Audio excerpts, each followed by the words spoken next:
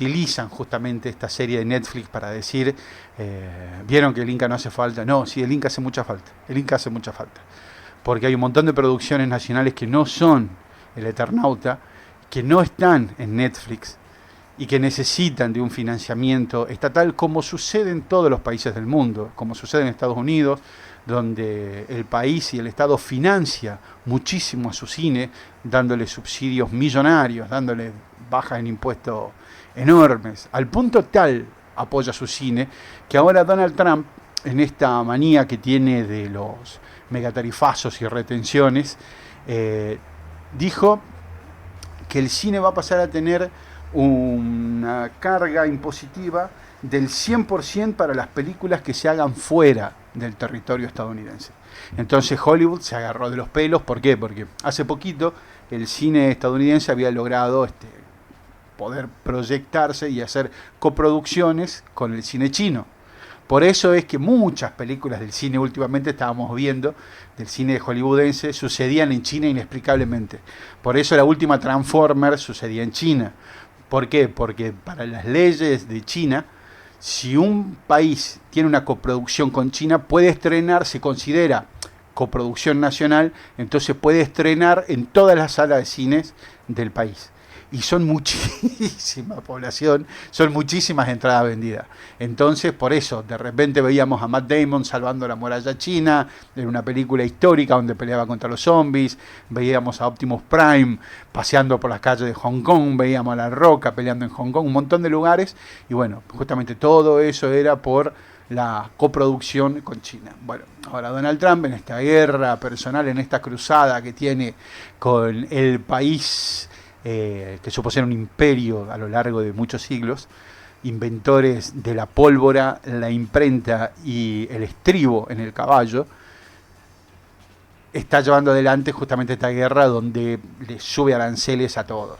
Pero eso no es gratuito, porque también ya le empezaron a llover las críticas, incluso de los mismos americanos, que ahora empezaron a desayunarse que los que pagan los aranceles son ellos, o sea, no son los chinos. Se están enterando los americanos que quienes pagan los aranceles son ellos mismos. Incluso a raíz de esto, Amazon empezó a publicar en sus páginas el precio y el precio con arancel. Entonces de repente los americanos se enteraron lo que salen, lo que toda la vida tuvieron barato, ahora con estos nuevos aranceles, y que al final los pagan ellos. A punto tal que interpelaron a la vocera presidencial en la rueda de prensa, la Adorni estadounidense, y a lo que ella respondió que era un acto hostil y político por parte de Amazon. O sea, a este punto de ridiculez hemos llegado, que Donald Trump, que está diciendo que se me fue el nombre, Bezos, ¿sí? Está haciendo un acto hostil y político, uno de los tipos que básicamente lo financiaron igual que Zuckerberg y que, ¿cómo se llama el tipo de Tesla, el ruso? Que ahora también le está yendo como el verdadero ojete porque están cayendo las acciones de Tesla y de todas sus empresas a raíz de su querido saludito al sol que intentó disimular. En medio de este contexto mundial se estrenó El Eternauta, en medio de este contexto cinematográfico mundial. Y siendo una producción de este rincón del mundo, de acá del sur, la está rompiendo. La está rompiendo porque tuvo 1.000.000 de repercusiones maravillosas, incluso de gente muy famosa. Por ejemplo, si podemos ver la imagen 09, que para quienes no saben, hay un señor muy importante, un japonés muy importante, que se llama Hideo Kojima. Hideo Kojima es uno de los desarrolladores de videojuegos más importantes del mundo, y para la cultura de los más jóvenes es un tipo verdaderamente referente, porque inventó juegos maravillosos, y juegos que los chicos juegan de a montones, de a montones. Bueno, este hombre ya se convirtió en sí en una figura. Y este buen hombre dio no solo un like, sino que comentó y compartió y recomendó que todo el mundo vea El Eternauta, porque él se especializa en juegos de terror. Entonces, al ver de repente una se encuentra un escenario posapocalíptico, él recomendó, posteó imágenes y dice: acabo de terminar de ver la temporada 1 del Eternauta, el drama, la actuación, la dirección, el arte, la nieve, la pared de autos y los efectos visuales son todos dignos de halagos. Bueno, y así sigue, es largo el mensaje, y a mí se me empañan los lentes. De esa manera, que esta persona se haya fijado en la serie, para muchísimos millones de personas en el mundo, que es un referente y lo idolatran, fue un disparador para ir a ver la serie. Y ahora de repente esta serie se convirtió en un fenómeno no solo cultural, sino también en un fenómeno político. Porque como decía en la intro, en la apertura que tenemos siempre, el mensaje de la serie es: aquí nadie se salva solo. Y ahí es donde comenzó la enorme discusión. Ahí es donde comenzó la politización. Y que por parte de los de aquel lado de la tapia, de los de aquel lado de la vía, empezaron ya con el discurso de no politicen el Eternauta. ¿Y por qué es imposible no politizar el Eternauta? El Eternauta se publicó el 4 de septiembre de 1957. Por eso se toma el Día de la Historieta Argentina como el 4 de septiembre, que sale publicado el primer número en la revista Hora Cero, de la mano de su autor, Germán Oesterheld, y el dibujante Solano López. ¿Qué pasó con Germán Oesterheld? Germán Oesterheld nació en 1919 y aproximadamente en 1977 murió desaparecido. Fue un escritor y guionista argentino conocido por su obra en el cómic, especialmente por el Eternauta.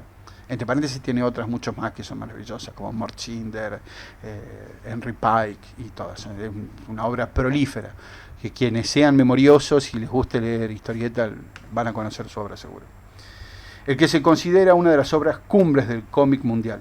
Nació en Buenos Aires y se destacó por su compromiso con la justicia social y los derechos humanos a lo largo de su carrera literaria. Oesterheld también fue pionero en la historieta argentina moderna y su legado sigue influyendo en la cultura contemporánea. El 27 de abril de 1977 fue secuestrado por las Fuerzas Armadas en La Plata durante el último golpe militar, durante la dictadura. Ya habían sido secuestradas y asesinadas sus 4 hijas. O sea, lo secuestraron a él y a sus 4 hijas. Diana, de 24, Beatriz, de 19, Estela, de 25 y Marina, de 18. 2 de ellas estaban embarazadas. También a sus yernos. Incluso a sus 3 yernos y un 4.º yerno que él no llegó a conocer. De la más chica, de la 18. Los 2 nietos de Oesterheld están desaparecidos hasta el día de hoy. Los 2 bebés. Uno de ellos sí apareció. Martín Oesterheld. Si podemos ver por favor el video número 1, donde Martín Oesterheld recuerda haber visto a su abuelo en el campo. Conocer a tu abuelo, pero no sé si tenés algún recuerdo. El primer recuerdo de mi vida es estar con mi abuelo en el momento en donde nos despedimos mutuamente en el centro de detención El Vesubio, donde estaba detenido. Me habían matado inmediatamente unas horas antes a mis papás y me llevaron al centro de detención. Yo ya tenía casi 4 años. No recuerdo la cara de mis padres unas horas antes, pero puedo identificar perfectamente el momento en donde me encontré con mi abuelo. Y pasamos una tarde. Él ya había pasado varios meses en donde había sido bajamente torturado. Sin embargo, mi recuerdo no es tortuoso, no es un recuerdo oscuro, sino es estar simplemente con mi abuelo, como todos los días, sentado en un banco, hablando de las cosas de siempre y evidentemente prestando una atención particular por lo que estaba viviendo, y que tiene que ver un poco más con cómo recuerda el cuerpo, más que cómo recuerda la cabeza. Tiene que más que ver cómo recuerda el cuerpo a cómo recuerda la cabeza. Ese es uno de los nietos de Oesterheld. Los otros 2 siguen desaparecidos. Por eso, si uno ve las entrevistas de los protagonistas de la serie, el director y algunos de los que actuaban, incluso el mismo Darín, la serie está protagonizada por Ricardo Darín, por Carla Peterson, por Ariel Salteri, por César Troncoso, Marcelo Subioto, muchos actores más y actrices maravillosas. Incluso ellos reflexionaban sobre que es muy posible, porque no se sabe el destino de los desaparecidos, como lamentablemente sucede hasta el día de hoy, por la complicidad de quienes siguen presos y quien este gobierno defiende, y a quien Patricia Bullrich está mudando a una cárcel VIP. No se sabe qué fue del destino de esos 2 niños. Y ellos decían que posiblemente estén viendo El Eternauta sin saber que ellos son los nietos del autor de la obra. El Eternauta transcurre durante una velada de truco de un grupo de amigos. Comienza a caer una nevada que mata a quien toca. Quien tenga contacto con esa nieve mortal cae muerto al instante. Entonces este grupo de amigos queda atrapado en esa casa. Entonces ahí empieza el cómo sobrevivir. Y después descubren que hay otros sobrevivientes y se empiezan a unir a esos sobrevivientes. La serie adapta ese arco y lo hace de manera maravillosa, contemporáneo. Ahora vamos a ver en un ratito las diferencias y las similitudes entre una y otra. Pero en una escena maravillosa que tiene la argentinidad al palo más grande que podamos llegar a imaginar. Están peleando contra unos seres que aparecen ahí, que no quiero spoilear justamente para quienes no la hayan visto, pero está musicalizada de una de las obras argentinas más grandes en la música y en la historia de nuestro país. Está musicalizada esa escena de superacción con parte de la misa criolla de Ariel Ramírez. Está musicalizada con el Credo, interpretada por Mercedes Sosa. Y es con esa canción con la que nos vamos ahora a la primera pausa del programa. No me dejen solo, acompáñenme hasta el final.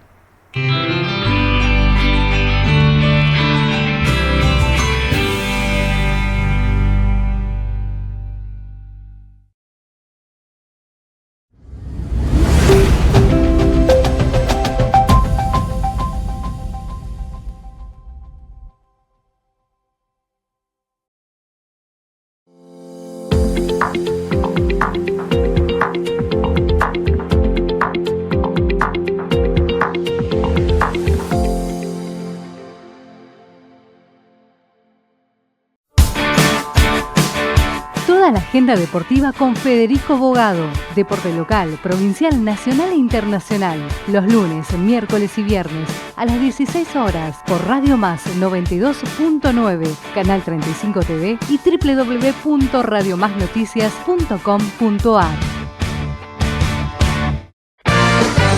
Algo más tiene que haber con Charlie Aguirre para informarte desde muy temprano. Sintonizá la 92.9, Canal 35 TV y www.radiomasnoticias.com.ar. ¿Quiénes deben aplicarse la vacuna antigripal?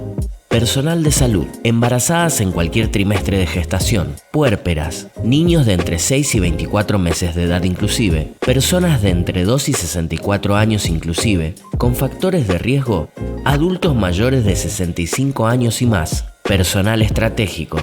Si perteneces a estos grupos, acércate al centro de salud u hospital más cercano y solicita tu vacuna. La vacuna es gratuita y obligatoria. Vacunate. Es bueno para vos, es bueno para todos.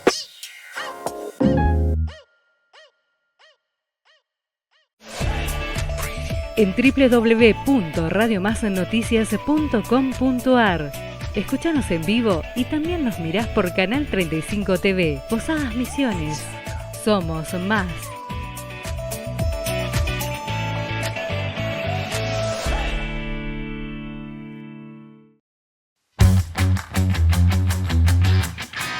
Momento glorioso que te... 1, 2, 3. ¡Güey! Gente, esto es producto del esfuerzo de los misioneros. Todos estos foquitos los pagaron los misioneros. Y es progreso, y es seguridad. Y este debe ser el tramo de la ruta nacional número 12 más transitada Es la más de la transitada. provincia. Este tramo hasta Santa Ana es la más transitada. La media son 5.000 autos, más o menos 4.000, 5.000 autos diarios. Y para el municipio de la zona un progreso tremendo, un avance enorme. Bueno, para toda esta zona, esto es una... Es felicidad para el misionero. Es felicidad, sí. ¿De qué se trata gobernar? De hacer un poquito más feliz la gente cada día. Eso nomás, no, y bueno, hoy dimos paso más.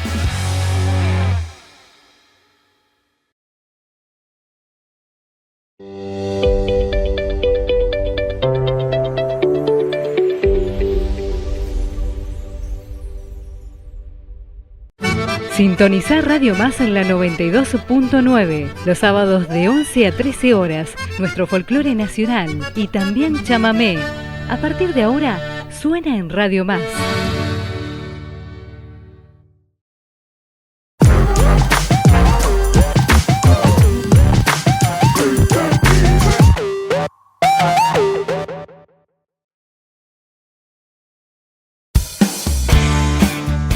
Más voces en su séptima temporada, con la conducción de Mariela Sosa, Marcela Nilsson y Karina Aguirre. Periodismo, actualidad y política. Como siempre, invitados en un programa de voces femeninas. Los lunes, miércoles y viernes a las 17 horas, en vivo, por Radio Más 92.9, Canal 35 TV y la pantalla del 6. Más voces, somos más.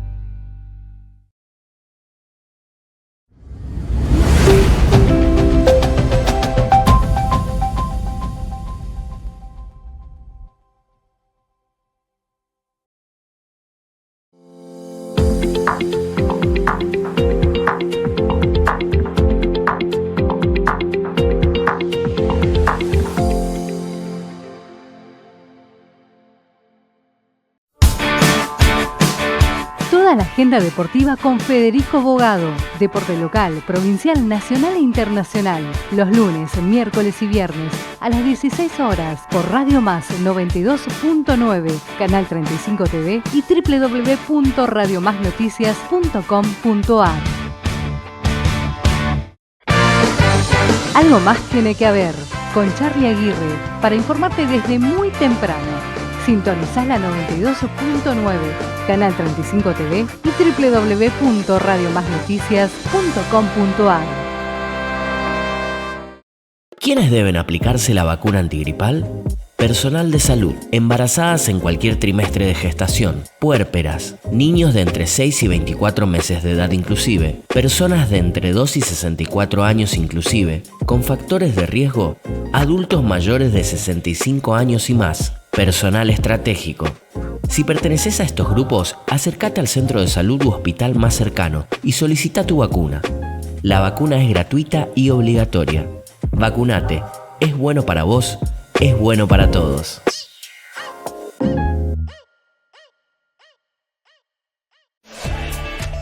En www.radiomasnoticias.com.ar. Escúchanos en vivo y también nos mirás por Canal 35 TV. Posadas Misiones. Somos más.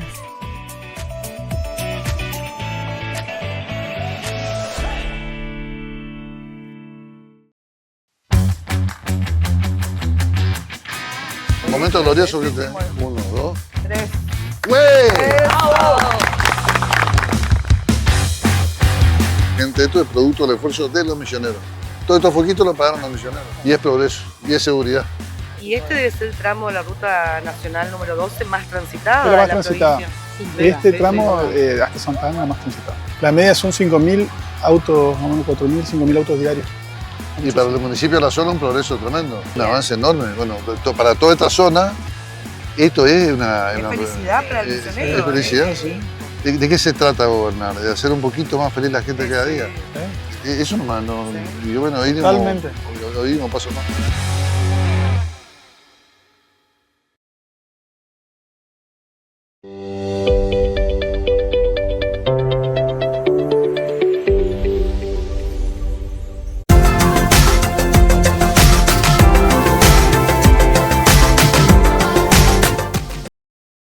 Y todo el territorio nacional, con una temperatura de 23 grados, aunque hay una dicotomía entre lo que me marca el pronóstico y lo que me marca la computadora.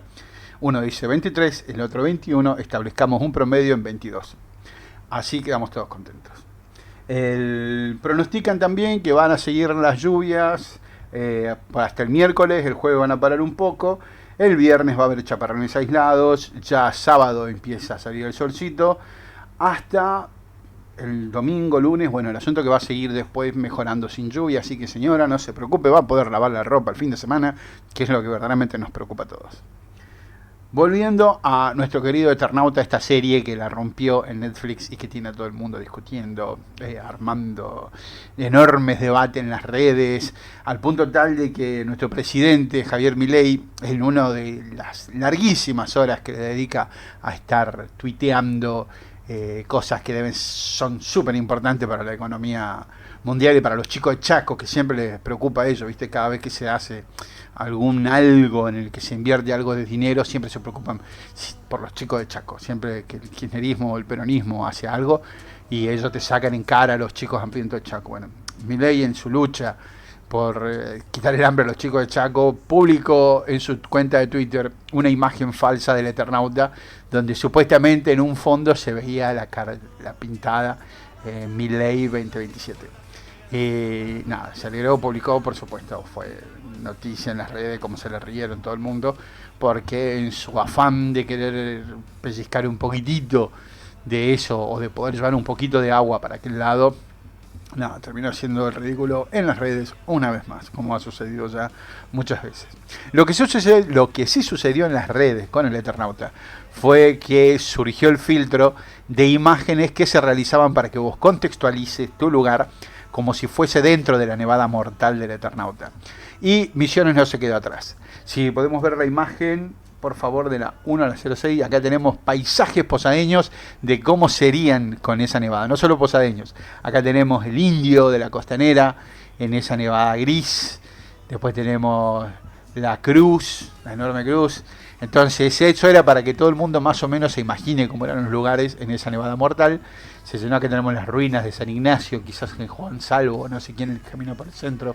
Juan Salvo es el protagonista de esta historia, que en el cómic original tiene 30 años. Este es uno de los cascarudos, unos escarabajos, mutantes, aliens, que invaden la Tierra y están ahí. Acá tenemos las cataratas del Iguazú, maravilloso. Es genial. Para quienes no estén viendo y estén escuchando por la radio, son un conjunto de imágenes, de fotografías misioneras, donde vemos las imágenes transformadas con inteligencia artificial para que tengan la tonalidad azul pálida que se ve en la película y llenas de esa nieve mortal. Que en alguna de las versiones de la historieta que se hizo se la pintaba de color amarilla fosforescente, creo, verde fosforescente, en otras se la hizo blanca. El cómic original salió en 1957, por lo tanto era en blanco y negro. Si podemos ver, por favor, la imagen 060708, creo que son, de la portada original. Esta es la portada original de la revista Hora Cero, que salió el 4 de septiembre de 1957, y adentro estaba la presentación de las páginas del Eternauta, que si pasamos a la otra imagen se puede ver que están en un perfectísimo blanco y negro dibujado por Solano López. Si podemos mantener esta imagen acá un ratito, este sí es un cambio importante que hizo la serie en comparación de la historieta original, porque la historieta original comienza con el mismo Solano López escribiendo en su oficina. Él está escribiendo una historia y de repente la silla, que está siempre vacía frente a él, comienza a crujir, y delante suyo, sobre esa silla, se materializa Juan Salvo, el Eternauta. Y a partir de ahí Juan Salvo le cuenta su historia. Y Juan Salvo le cuenta, y le dicen el Eternauta, cree que así lo bautizó alguien del siglo XXV, pero ya no recuerda. Después, si pasamos a la otra página que tenemos del Eternauta, vamos a ver, aquí está Juan Salvo junto a Lucas, junto a Favali, Elena y Martita, aunque después, según las reediciones, se le cambió a Martita o Clarita, en la serie es Clara, la hija de Juan Salvo, que en la historieta están encerrados en su propia casa. En la serie, con un gran acierto, lo pusieron a él fuera de la casa. Él está acá en la serie, en la casa de Favali, que es el señor que se ve de anteojo y polera, y en primer plano está Lucas, uno de los personajes, que es el jubilado. En la historieta, Juan Salvo tiene 30 años y sus amigos más o menos tienen esa edad.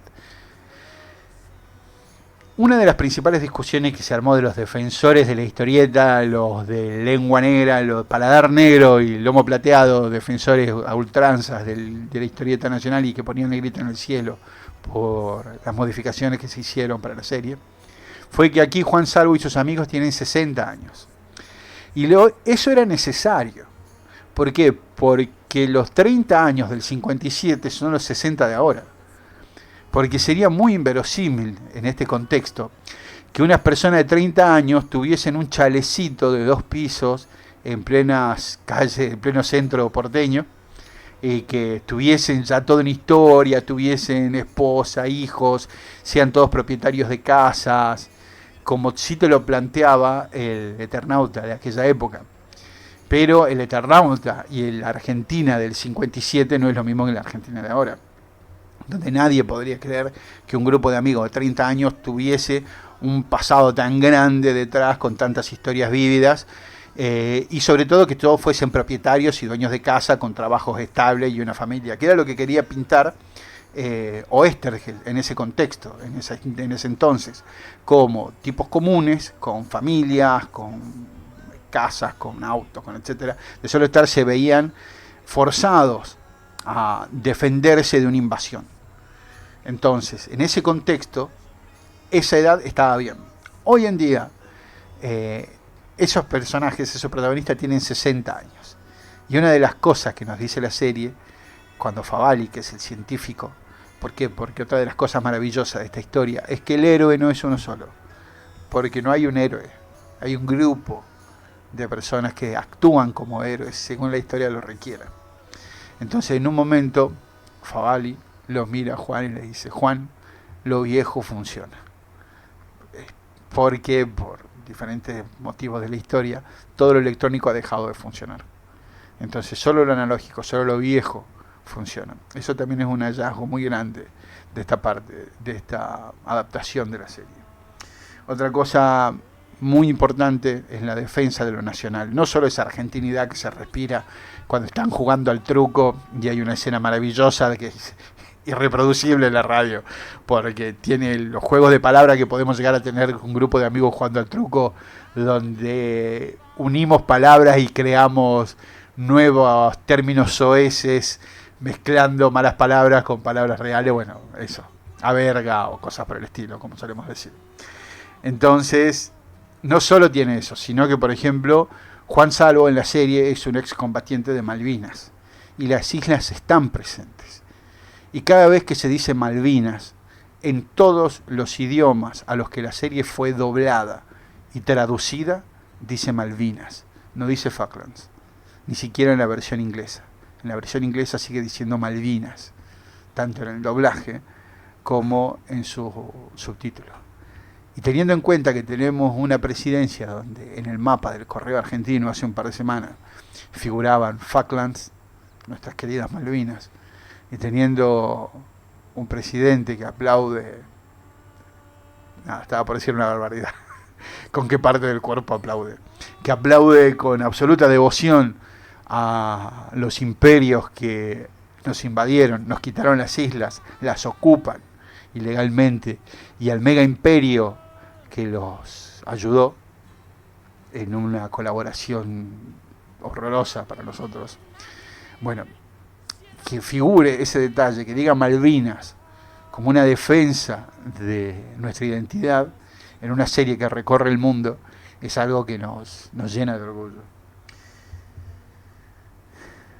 Sobre todo en este contexto donde en Argentina parecemos estar de nuevo enfrentándonos a invasiones que vienen, ya no con una nevada mortal, sino con una avalancha de dólares pedidos al FMI.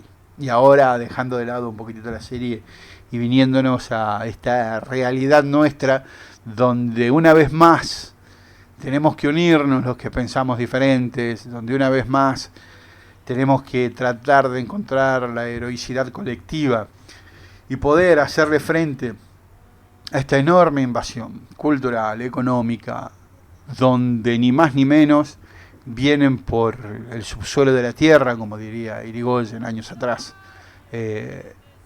tenemos que poder defendernos. Porque, por ejemplo, entre algunas de las noticias con las que nos encontramos, fue que se descubrió la mayor reserva de cobre, oro y plata en el mundo. Sí, señores, está acá en Argentina, lo cual me pondría muy feliz si no fuese por el gobierno que nos gobierna, si no fuese porque nos hemos endeudado hasta la coronilla con el FMI, y si no tuviésemos ejemplos recientes como el apriete público y mundial de Donald Trump a Zelensky, donde no hicieron más que mostrar de manera pública lo que suele suceder en las oficinas cerradas, cuando Trump, a cambio de la deuda, que es menor que la deuda que tiene Argentina con el FMI, le dijo que la única manera que tiene de pagarla es dejando que Estados Unidos vaya y se ocupe de extraer las reservas naturales por ese monto de dinero. Y Argentina, muchachos, señoras, señores, le debe mucho más de lo que le debe Ucrania a Estados Unidos, y eso que acaba de atravesar una guerra feroz contra Rusia. Entonces, si no fuese por ese ejemplo que hemos tenido tan hace poquito y tan cerca, me alegraría. ¿Por qué? Porque hemos descubierto un yacimiento en las minas Filo de Sol y José María en San Juan, y se calculan más o menos que hay 13 millones de toneladas de cobre, que es uno de los materiales de mayor conducción y los que más se utiliza para los materiales eléctricos, 30 millones de onzas de oro y 600 millones de plata. Que esto lo sitúa entre las 10 yacimientos más importantes del planeta. Podríamos festejarlo si la minería fuese nacional, si fuese un yacimiento como YPF, que no entiendo por qué hasta el día de hoy en Argentina no tenemos una YPF de minería.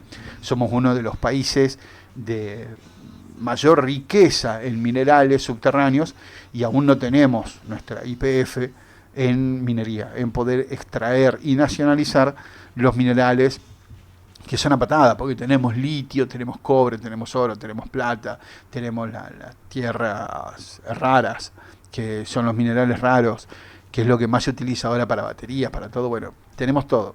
Y todavía no tenemos, digamos, error para nuestro lado, y también un tirón de orejas o un reproche para cualquier partido político que haya ocupado el gobierno en su momento.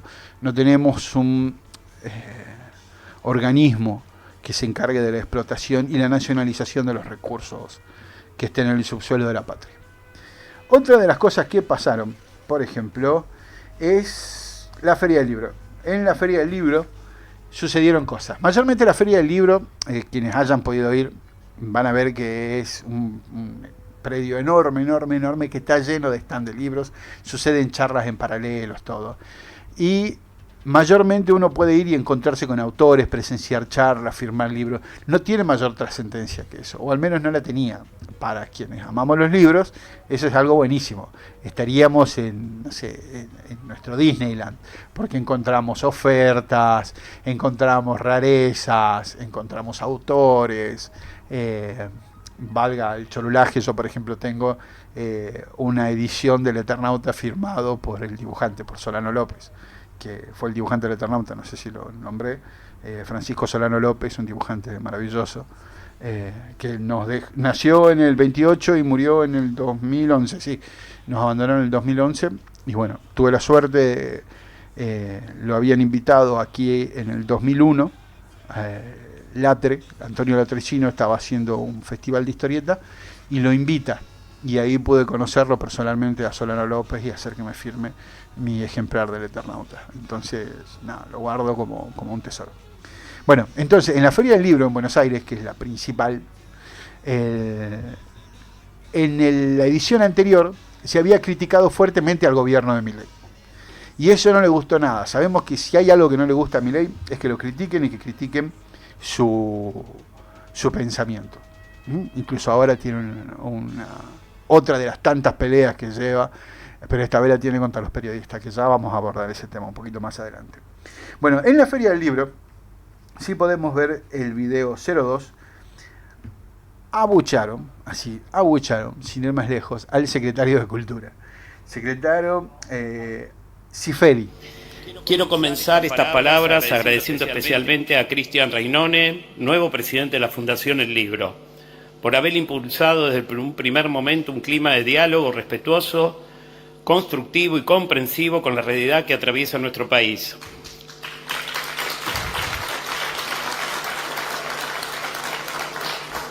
Su decisión de dejar atrás el tono politizado y confrontativo que se marcó en las ediciones anteriores abre una etapa renovada, necesaria y profundamente valiosa.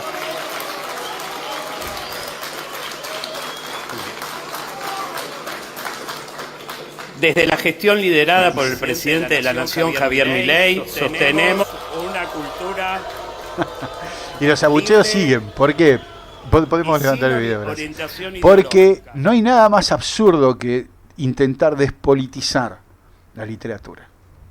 La literatura es uno de los artes más maravillosos que hay, porque es donde el pensamiento se explaya, es donde tenemos charlas codo a codo con los autores. Hablo con los muertos a través de los libros, decía Borges, porque conocemos el pensamiento y para nada minimizado ni sintetizado. Porque lo que tienen de lindo y de maravilloso los libros, a comparación de las otras artes, como el cine, que también puede comunicar un pensamiento, o como la historieta, de la cual soy un gran fanático desde chico, que algunos la comparan con la literatura por el uso... Algunos dicen que pertenece a la literatura porque usa palabra escrita, usa textos escritos, aunque la historieta es, o el cómic, como se le llama hoy en día, es un arte en sí. La literatura, los libros, tienen la capacidad de poder explayarse en páginas y páginas y páginas en un pensamiento. Y si bien soy un dibujante de toda la vida y un realizador audiovisual, no soy de los que creen que una imagen vale más que 1000 palabras. Está bien como una muletilla, esto que dicen, una imagen vale más que 1000 palabras, pero es algo más representante de esta época, porque 1000 palabras transmiten muchísimas cosas que una sola imagen no. Y sobre todo porque una imagen depende de quién la mire. Y por ahí en los libros lo que encontramos es 1000 palabras que el autor eligió y el autor transmite. Entonces encontramos seres maravillosos que nos hablan a través de sus libros y nos transmiten sus ideas y nos invitan a la concentración y al pensamiento, lo cual hoy en día debo confesar que cada vez veo más alejado de la cotidianidad. Cada vez es más difícil hoy en día poder encontrar el tiempo para la lectura, el tiempo para la reflexión, el tiempo para toparnos con ideas incómodas y que podamos tomar una pausa en esa cotidianidad, en esa lectura, para poder preguntarnos si lo que estamos leyendo es o no es cierto, si estamos o no estamos de acuerdo y según qué tanto nos